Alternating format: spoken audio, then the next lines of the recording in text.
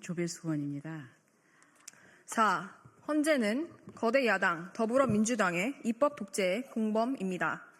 헌재는 줄탄핵, 예산핵, 삭감 등 야당이 다수 의석을 내세워 윤 대통령 임기 동안 횡포와 전횡을 일삼은 점을 인정했습니다.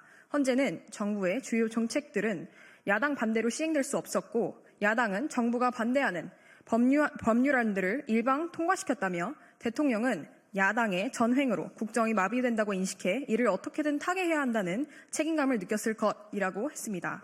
그러면서 국회는 정부와의 관계에서 관용과 자제를 전제로 대화와 타협을 통해 결론을 도출하도록 노력했어야 한다라고 지적했습니다.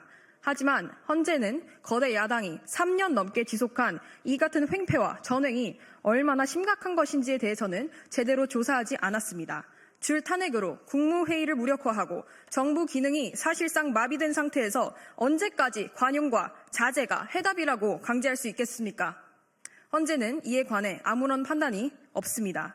거대 야당의 입법 독재와 법을 빙자한 횡포와 만행을 정당화한 것입니다. 더구나 부정선거 의혹만큼은 민주주의의 최소한도의 요구이자 의혹 검증은 검주주의의 요체입니다. 모든 국가기관의 권력 행사는 선거에 의해 비롯되기 때문입니다. 하지만 헌재는 이에 관한 대통령의 계엄 사유 주장에 대하여는 증거 신청을 모조리 기각했습니다.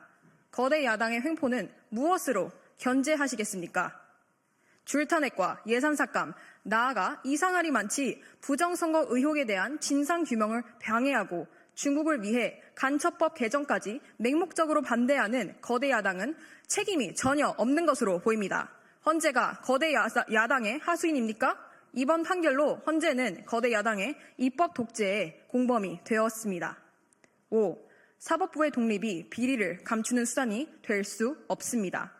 헌재는 대통령이 비상계엄 선포 직후 여인영 전 국군방첩사령관과 홍장원 전 국정원 1차장을 통해 주요 법조인과 정치인 위치를 파악하려고 시도한 점도 탄핵 인용 사유로 인정했습니다. 그리고 현직 법관들이 언제든 행정부에 의해 체포될 수 있다는 압력을 받을 수 있다면서 사법권 독립의 제도적인 기반을 무너뜨리는 것이라고도 했습니다. 홍 전 차장은 변론 기일에서 김명수 전 대법원장과 권순일 전 대법관 등 법조인과 정치인 이름이 포함된 체포 명단을 받았다고 진술하면서 이른바 홍정원 메모를 공개했습니다.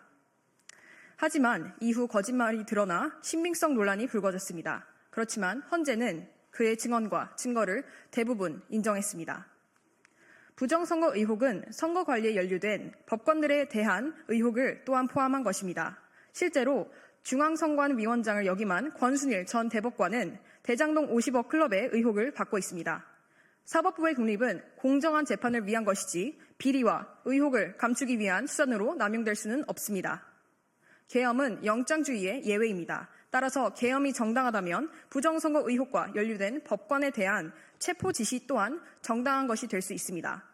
계엄이 불법이라면 체포 지시는 불법이 될 것입니다. 이를 판단하려면 계엄의 사유, 특별히 부정선거 의혹에 대한 대통령의 주장에 대해 철저한 증거 조사를 진행해야 했습니다. 하지만 선관위 사무총장의 동의에도 불구하고 선관위와 관련된 증거 신청은 헌재가 모두 받아들이지 않았습니다. 이러고도 사법부의 독립을 운운하시면서 탄핵 판결이 정당하다고 말하는 것은 옳지 않습니다.